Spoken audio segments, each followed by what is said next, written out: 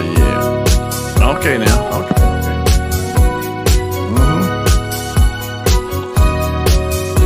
Yeah. Come on in. Get some of this good music, man. Yeah. Appreciate it. Well, not live right now. Live. So let me turn this down. Conversation about comedy. Wow. So I'm going to say is wow, y'all. I don't know, man. Let me tell you, man. First of all, let me give a shout out to those people at the Cleveland Funny Bone. Now it's called the Funny Bone. Shout out to y'all, man. Thank you so much for coming out and supporting your boy. Had a great weekend, man. Cleveland is another place I want to come back to again, and invited me back to come again. So those who didn't see me in Cleveland Funny Bone this weekend, catch me next time I come back. This week I'm heading to Detroit, Punchline. So thank y'all, for that. Boom. And the week before Cleveland, I was at Harlem. Shout out to people who came out of Harlem and supported me, man. Thank you so much. I really appreciate it. Wow, man. It's funny because I wanted to talk about other things that are happening in the world, but it seemed like damn near everything is surrounded about comedy now. Something got to do with comedians, man. It's interesting, man. I started this journey in comedy when I was 17 years old from Washington, D.C., man. And I started it because I saw Eddie Murphy, I didn't know how to become a comedian. I was just, hey, how do you become one? I was funny around the neighborhood. I would do a thing, we do something called joning, where we talk about each other. Some of y'all might call it capping, snapping, bagging, whatever. I was good at that, but I had no idea about comedy. But when I saw Eddie Murphy, I said, I want to do that. I saw the dopeness and the touring, and he had an entourage, and it was doing theaters. I was like, man, I want to do that, man. That's gonna be cool. And again, I'm from Washington D.C. area, and there people want you to have a government job, work that government job, get you that good government job. That was the thing there, you got to get you a good government job now. You work 30 years, and they will give you $635 a month for retirement every month. What? Fuck, hell no, I didn't want that. No, sir. So, I was like, that ain't for me. So I decided to, venture into comedy. And I went to an open mic night, ran into some future legends from Martin Lawrence, Tommy Davidson, Dave Chappelle, Ashley Larry, Wanda Sykes. So many, great ones. Tony Woods, who else was in there? Chris Thomas, the Teddy Carpenters, the Ashley Larry, Donell Rawlins, Earthquake. So many people came through DC, man, was just killing it, man, doing the damn thing. So, and we had a lot of camaraderie, man. We had a lot of camaraderie back then. And then I started, I started coming on the circuit, working a little open mic nights, making a little bit of money here and there, little spots, $50 here, $50 there. And when I saw Martin and what's his name, Tommy Davidson go to LA to work on House Party and Live in Color, I was like, let me go check that out. So I went to check them out, filming that, and they were like, yo, come on out here. And I said, cool. So a year later I flew out, and I get out there, and I started from the bottom, and I started meeting a lot of comedians, and we had it was just a cool camaraderie. The early 90s in LA was the bomb. I'm going to tell y'all, for those who know anything about that, it was the bomb, man. Thebomb.com. We had a great time. Shared stuff with each other. There wasn't no animosity. It was just fun.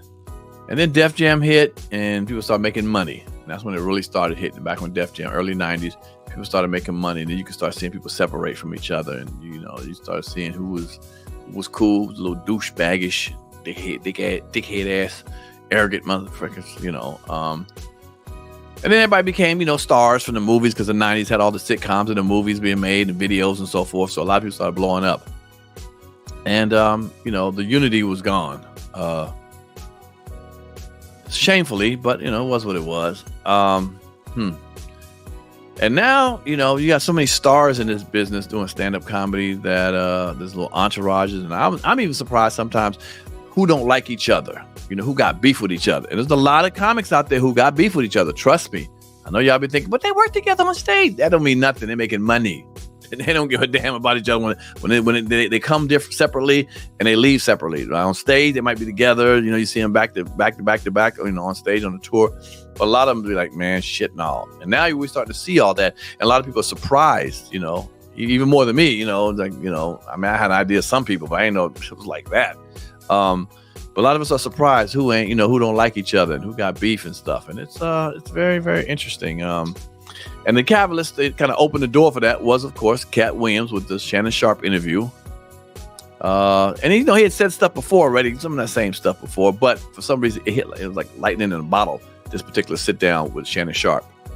And since that's happened, you start seeing everybody who don't like each other. And there's a lot of people who start not like Shannon Sharpe. They're coming after Shannon too. Shannon's learning, like, okay, this game is a little different than I thought it was. Yeah, this ain't like football where it's a little unity and everybody on a team together and rah, and shit. No, you coming out here on the real thing. ESPN, you kind of work together. Not out here. It's on. They on your ass and shit. And, you know, and he's had to, you know, dial back, you know, that you know, you built like Superman, bro, but you put your hands on somebody, they suing you, okay? They taking out $500,000 out your pocket, $1 million out your pocket. And you a good country boy, you know how to save that money. You don't want to spend money frivolously, so you know better. You know, people getting in your ear now saying, "Yo, Shannon, you can't go in and knocking heads. That ain't gonna happen. You can talk that talk, and I'll meet you here, and I'll meet you there, and all that." And so, remember, it was kind of about to pop off with Mike Epps. Mike Epps is a comedian. He's going to do what he's going to say. Yeah, sometimes it gets under your skin, and sometimes, you know, we don't like it. We're human beings. We don't like everything that someone says. We don't always have to take it for it. It's just a comedian talking. No, he's talking about me personally, and it's on. Like, I don't want nobody to talk about me. Just because you're a comic doesn't mean necessarily you have a license to say what the hell you want to say. And Shannon Sharpe was talking about knocking his head in, you know, meeting, and then Mike was like, no, I got, you know, I don't fight, pow, all that old stuff. First of all, ain't nobody breaking, ain't nobody fighting nobody. Nobody in this business gonna fight each other, really, just on some real shit. You're gonna find maybe one person. Comics gonna talk that talk. Ain't nobody trying to put them dukes up, throw them blows. Ain't nobody trying to do all that. Let me tell you, trust me, they'll talk that talk, but they're not going to fight, okay? So just let you know, 99% of them ain't gonna fight. Not the ones that got a lot of money. They're not about to fuck that bag up just for some, you know, words back and forth to each other. They'll keep talking trash, but you don't see no physicality. When's the last time you seen two comics fight? You tell me. When you see not bodyguard hitting a comic, we talking about comic to comic fist fighting. Exactly. You don't see that. You know what I'm saying? That don't really go down like that. So I ain't worried about no comics fighting each other. That ain't gonna happen. So it is what it is. And I'm not saying comics are suckers because they're not fighting, but they're not gonna fuck the bag up. You know, you hit somebody and then people don't want you to work with them no more. And then before you know it, you can't tour with people and do certain shows and so forth. So trust me, if you get to the fisticuffs, then it's gone to another level. But it's funny how Mike was talking about all that shit. I don't pop and gun. You ain't that Mike. You ain't gonna shoot nobody. Come on now. You might have some street niggas around you, but you ain't about to do that. So it was cool that the All-Star game came and they made amends of it, which I knew they were going to do. You know, surprisingly, they didn't do it on camera, which I think is cool too. So they didn't use that occasion to make some money on it. They just said they want to squash it. So they squashed their beef. And a lot of comics have beef. Mike's had a lot of beef with other comedians. Come on, man. Remember Kevin Hart? There's a whole bunch of people. LeVar Walker. A lot of people he had beef with. Now, it's funny with LeVar Walker. LeVar Walker did a joke about him doing excess drugs, and he got pissed off about that. Anything else funny? Well, come on now. You know, Mike, Shannon Sharpe didn't like you talking about calling him, you know, Zesty, little gay. You know, and that's another thing, too. That's like a low-hanging fruit, man. Whenever you want to talk about somebody, first thing people say is, he gay. You gay. That's so old. It's getting old, man. The gay thing is old, man. Okay, he's gay. Let's say, you know, you have no proof. And see, being gay, being accused of being gay, that's one of the things where you can't defend that, because somebody can say, man, he's married. I don't mean nothing. He got kids. I don't mean nothing. He a boxer, a fighter, whatever. It don't mean nothing.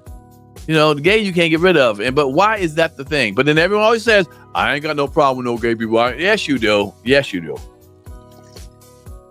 That's the first thing you go for. Then you have a problem with that because you're trying to bring that person down using that gay analogy, you know, calling them, you know, slandering with gayness and stuff. If you ain't see him in an act of homosexuality, then come on, bro. Come on, man. Now, if you there, you watching it, then what you doing there? You saw it for your own eyes. But that gay thing, yeah. And you ever notice people don't use nothing else? They don't say that he a wife beater, or he a pedophile, You know what I'm saying? Nothing else. It's always just gay. First thing you go, gay, gay, gay. And to me, you know, being gay ain't illegal. I'd rather be called gay than what do you call it? A pedophile. Shit, what kind of shit is that? You know. But we in the black community always want to use gay as the thing, and that's ooh, I think so. He's zesty. He's a little zesty. You know, what is it? What is it? So okay, let's say Shannon was zesty, and I mean he was gay. What is it now? You feel good? Like I brought him down, y'all. It was me. I found out he was gay. I'm the one who found out before everybody else. I brought him down. That's what you want to do? Really? That's your goal, to bring somebody down by calling them gay? That's the number one thing you want to do? Damn, boy, we hard on each other, man. Damn. But I'm glad Mike and Shannon, you know, seem to make it up. And you know, Mike's a hilarious comedian and one of the great ones of my generation. And I wanted to keep on telling jokes, but I don't think he's gonna be telling any more Shannon Sharp zesty jokes. We go, you know, he crazy, but he ain't that crazy.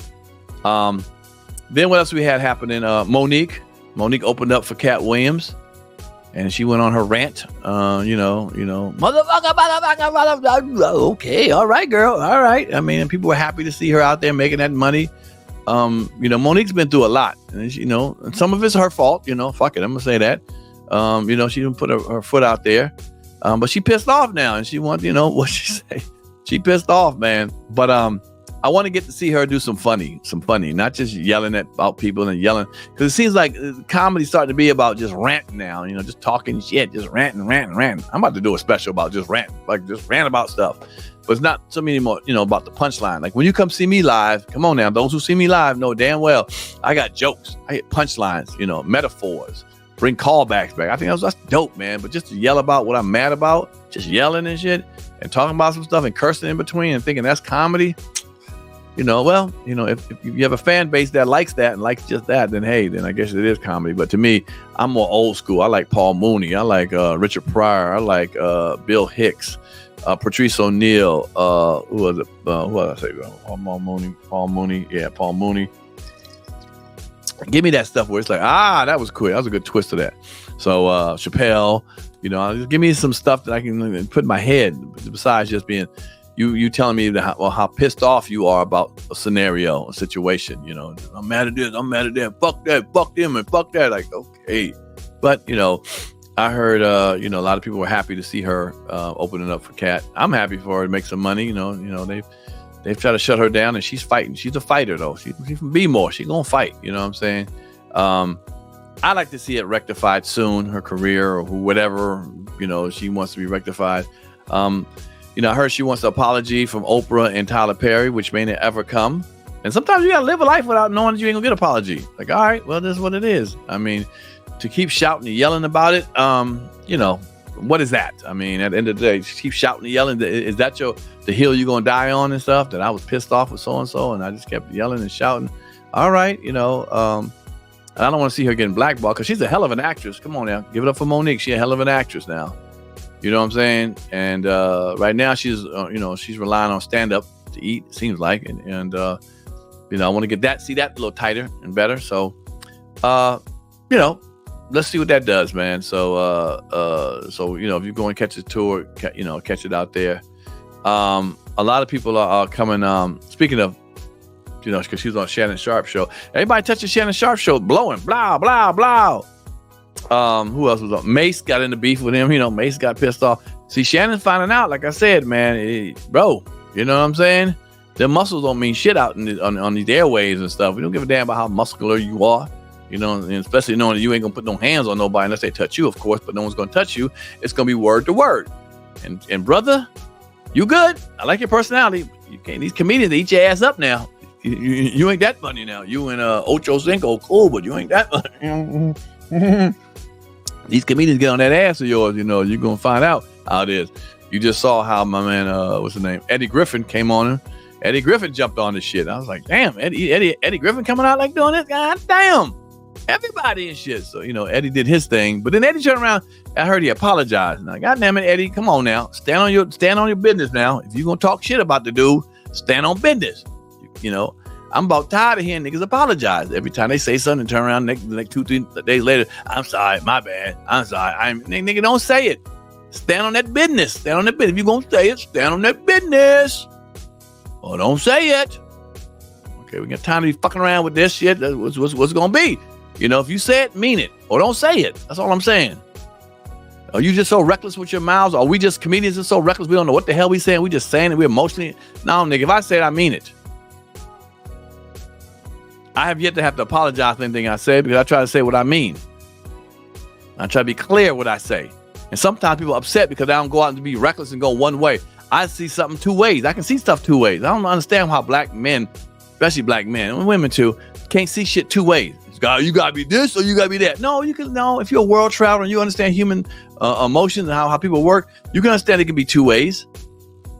You know, if your opinion on something. But to run and apologize, I have yet to do it, you know, because I can see things two ways. I'm not gonna be so slandered one way that I have to turn around and apologize because I didn't know what the hell I was talking about. I was going wild and shit. You know what I'm saying? So no. If I said, I mean it. And again, I can see things two ways. Some people don't have the gift of that. It's either one way or the other. I hate you or I love you. No, I can love you, but hate what you're doing. That's possible. Yes, that is possible. Maybe you might not have any kids or family. So if you're one of them kind of people like, no, nigga, I hate you. That's it, nigga. Okay, that's you then. But I can find a way to say, hey, man, I love you, brother. This some bullshit you're doing. But see, some black men don't like to hear that. And they get on me. That's your white side. Man, get on with that bullshit. That's the low-hanging fruit, too. You gay, tell them guys that they're gay, or from when you come to me, it's your white side. Okay, it's your white mother talking now. Whatever, nigga. If that's what you say, that's the lowest. I'm next. That's corny to me. And it's funny, too. I mean, you know, people talking about the Illuminati and the gay stuff, all that. I was in Hollywood for that damn 11 years, man. Ain't nobody ever approached me with the Illuminati or the gay stuff. Never have somebody come to me and say, hey, nothing to do something strange. Never.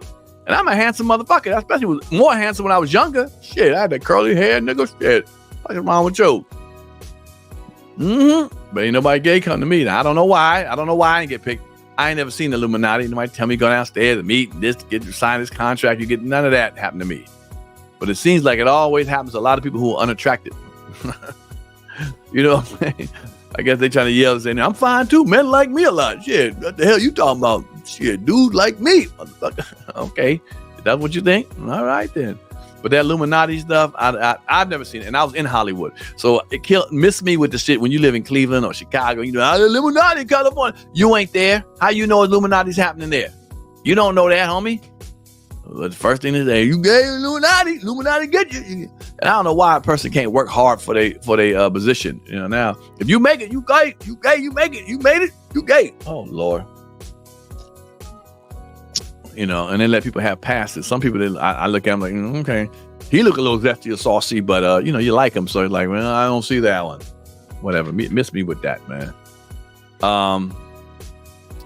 So let's talk about something else. What's his name? David Lucas, the comedian, the big comedian that went on a rant, you know, at the comedy club. Woo-wee! Well, first of all, it just went viral. That boy been talking like that forever. Okay, I've seen him a couple times on Kill Tony, some show like that they do in Austin, Texas, whatever.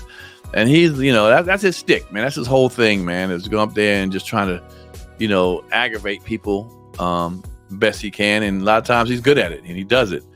I don't necessarily think I'd say he's unfunny, but not hilarious to me. He tries to go for shock value, you know, shock value comedian. And he talks a lot of shit. He talks about white people too and black people too, you know. So, but we just got a whiff of him. Well, not we, but some of y'all just got a whiff of him for the first time on that when he got into that thing with this person, black joke and stuff. It all depends on who's delivering the joke, you know. We can see that by the way he enunciates his words and just the way he comes off, we never heard of him before, that he ain't necessarily been in the black comedy circuit for a long time or at all. You know, I don't know his background. I think Bruce tried to help him out. And so he gravitated toward the white audience, and the white audience gravitated towards him. And so he made a living over there. And when you do make a living over there and you talk about one of our black people or black problems or pain that we have, we ain't gonna like that. This is what it is. You know, we got a problem. Just like when Hannibal Buress said that about Bill Cosby. If Hannibal Buress had been like, let's say, Cat Williams or Corey Holcomb, it would have been no problem with that joke. But when you're not one of us and we don't see you enough, we don't feel like you're really like a spy, you know, you're really a brother, but you're really with the white people. We feel like you're a spy. We gonna counter that. It's just, you know, it's just how we are. This is what it is. So for him to be kind of surprised, like, don't be surprised, brother. That's what happens. You know, when we don't feel you and we don't think you around us and you talking that talk, oh man, we got a problem with you, homeboy. And when he did that, you know, shit, that thing went viral. People were like, what? Who is this dude talking this shit?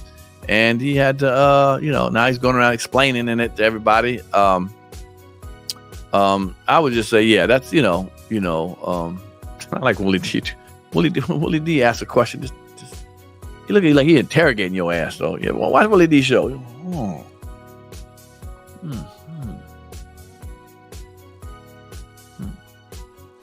He's really slow with his delivery, which is, you know, that's his thing.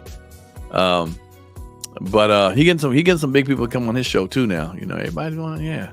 I gotta get some more people on my podcast on Pierre's Panic Room. Shout out to those who already watch it and support it. Thank you so much, man. Thank you so much. Mine is really black owned. Mine is everything. I write it, produce it, direct it. I do everything. You know what I'm saying? But hold the cameras and so forth. I got my little assistants help me out. But it's black. It's mine. Okay. It's no one else. You know, shout out to Comedy Hype for at least let me use their facilities.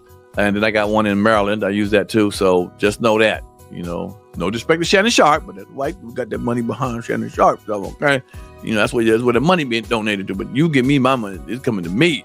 I can get better guests and bigger guests, and, you know, all that kind of stuff. Right now, they just coming for the love, which I truly, truly appreciate.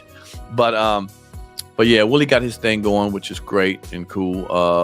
But yeah, that dude, you know, that thing, yeah, that Lucas cat, man. You finding out that niggas don't like that, okay? Black folks don't like that. And you can say, fuck black folks, and I'm going to keep doing what I'm doing because you over there in a certain situation with a certain sector of people. So, you know, we don't affect your bottom line. But we can, and we will make enough noise because, you know, I really haven't heard from Hannibal Buress for a while. Remember Hannibal Buress? He was kind of hot. He had some Netflix special. He had his own TV show on Comedy Central and a couple of movies. And you ain't heard from him in a minute, you know? I don't know what happened. Maybe, I'm not going to say he's not talented enough and he faded out. Maybe it was black people got behind some stuff and was like, nah. And his crowd, see, he don't do like redneck people. He do hip white people.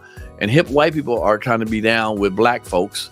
And they ain't going to, you know, support no dude that, you know, talking reckless about black people constantly or seeing that black people don't like that. You don't know, you get what I'm saying? Now, if there's some rednecks that gonna see him, they, you know, they be like, we don't give a damn. What are you talking about? Fuck them niggers. He talking about, come on, he talking that shit. But that's not his fan base. So, you know, he's about to see the wrath. I hope his career is not over with. You know, I'm not that petty where, you know, as soon as you do something we don't like, next, get the hell out of here. You know, we quick to cancel somebody, man. And comics, man, should have a little bit of a leeway to say what they want. You know, yeah, let's take it a little bit, you know, with a grain of salt. It's comedy. He's trying to be funny. People are trying to be funny sometimes. And some people have a gripe with what they feel is funny, what's not funny. But we don't know until we put it out there, man. We don't know shit, you know. I've heard horrible jokes about abortion, child molestation, people dying laughing in the audience for the shit. So, you know, now I know things have curbed and people are like, I don't like that kind of stuff. Okay, well, you know, we still got some old school people mindset saying we want to push the envelope still. I hate, man, the comedy that's happening now. Oh my God. Oh my God. I wouldn't have made it. I wouldn't be nowhere near where I'm at now. If I had to start a year ago in this comedy, we got to tiptoe through stuff because people get online, you know, these geeks and shit. I mean, stop him, protest, stop him, cancel. Come on, man. When I was coming up in what? Think about even the sitcoms. Think about that. Remember Married with Children, one of my favorite shows? Remember how Al Bundy would clown with them big women sitting in there and trying to get their shoes put on? None of that comedy would have worked nowadays. And I know there's some soft-hearted people like, well, it's not that funny. I'm glad it's over with. Yeah, okay, maybe you are like that.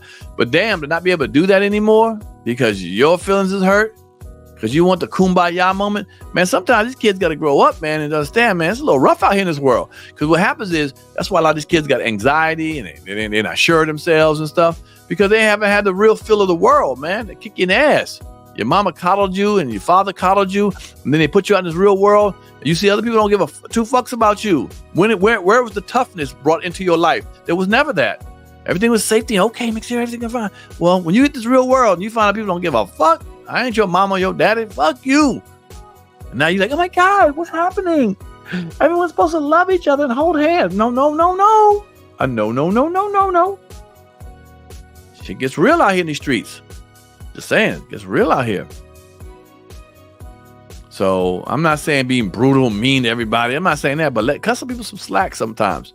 You know, especially this new younger generation. Cut them some slack, man. Just cut them some slack. I'm at a point where I don't care. I mean, what I mean as far as I don't care, that's not my audience no more. You know, I'm 30 plus. If somebody under 30 come to my show, if you're not on my same wavelength, don't come. Don't come, please. Just go ahead. Stay home.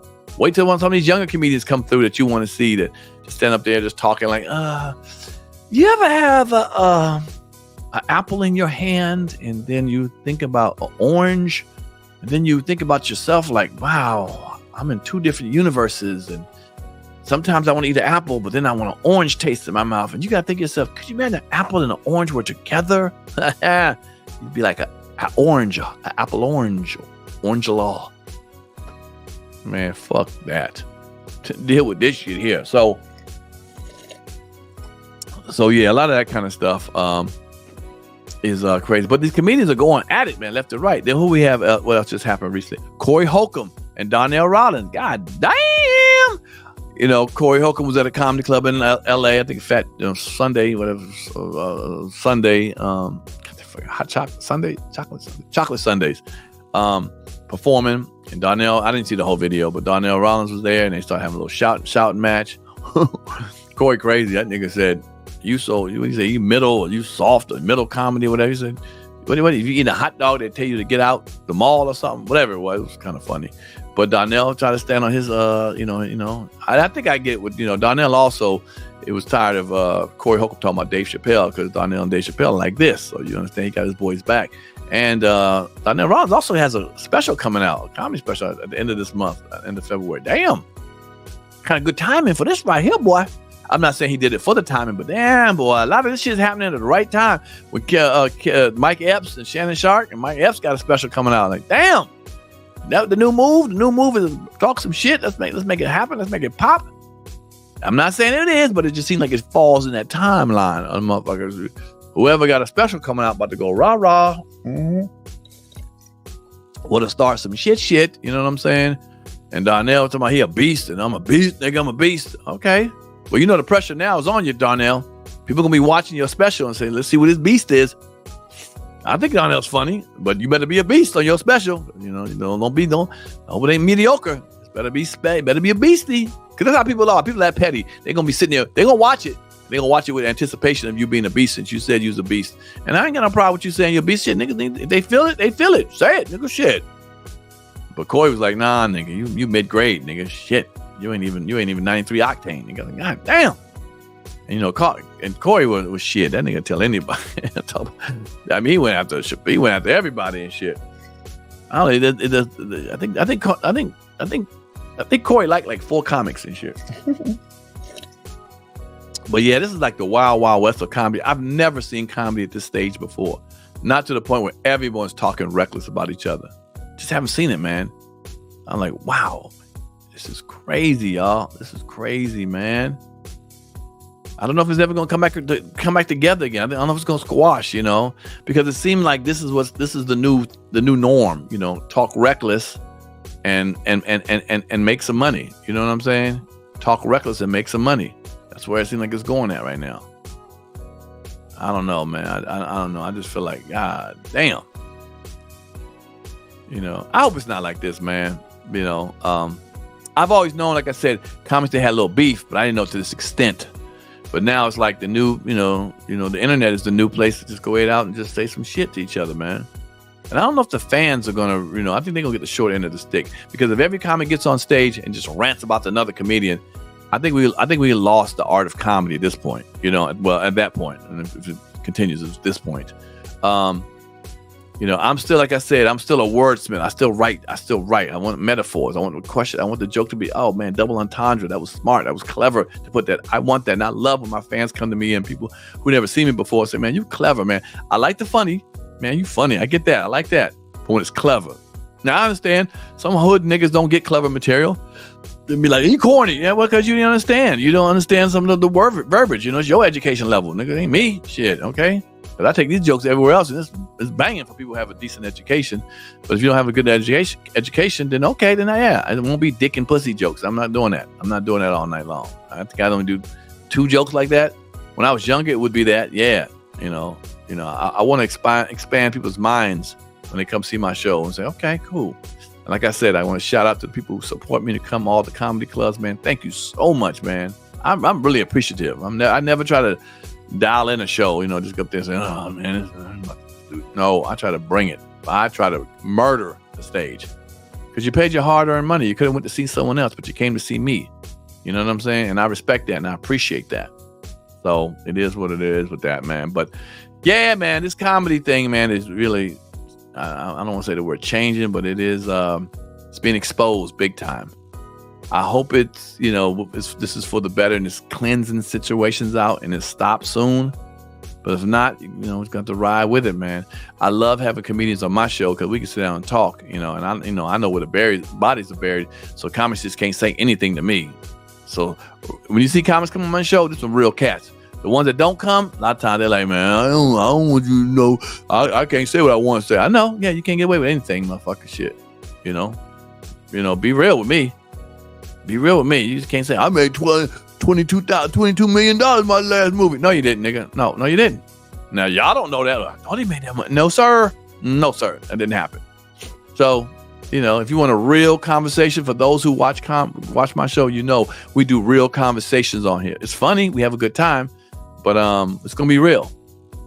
I know better. Run to Willie D, run to Shannon Sharp. I get it. You can say whatever you want. They don't know no difference and shit. Oh, okay, that's what it is. That's what it is. No, my show ain't what it is. I'm going to ask you, like, well, I don't remember that now. I was there for that. So I appreciate comics having the nerve to come to my show and do their thing, man. Again, I appreciate it, man. This is my second week of doing this. I thought I was going to talk about some other subjects in the world, but it seems like it's all about comedy and beefs and all the craziness. What's the man? It just seems like now, like I said, all the comics are expressing their beefs, getting it off their chest. So it's cool. If you need to get a place to get it off your chest, go on to some podcast, mine or any other one. Get it off your chest. Let's be, respectful. Let's get off each other's chest and let's move past this, man. Okay. So enjoy comedy, man. Like I said, go to your local comedy club or your theater, man. When comics come, man, come out and support them. If you see me, come holler at your boy. I'm in Detroit this weekend. Looking forward to it. The Punchline.